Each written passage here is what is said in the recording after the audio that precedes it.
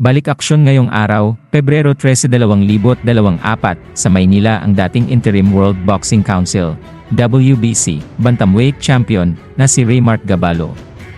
Ididepensa ni Gabalo ang kanyang World Boxing Organization Oriental, WBO, Bantamweight belt laban sa Thai veteran na si Faye Farob sa Midas Hotel and Casino sa Parañaque City.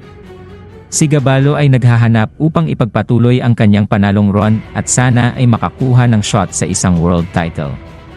Siya ang kasalukuyang isa na niraranggo na bantamweight ng WBO at ang mandatoryong challenger ng kasalukuyang WBO bantamweight title holder na si Jason Moloney.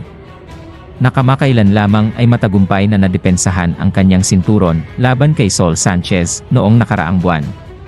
Minsang hawak ni Gabalo ang interim WBC bantamweight strap matapos itong manalo sa pamamagitan ng split decision win laban kay Emmanuel Rodriguez noong 2020.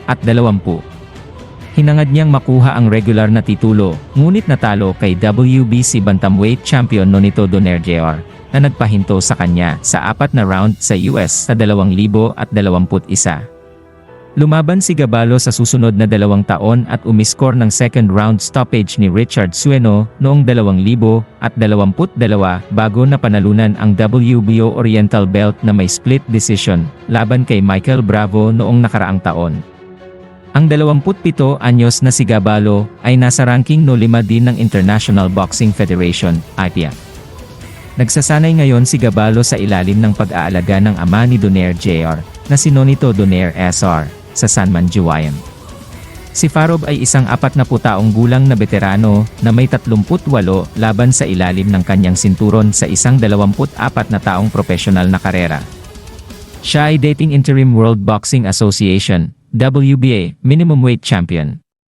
Matapos manalo ng sinturon sa pamamagitan ng unanimous decision laban kay Jesus Silvestre noong 2011.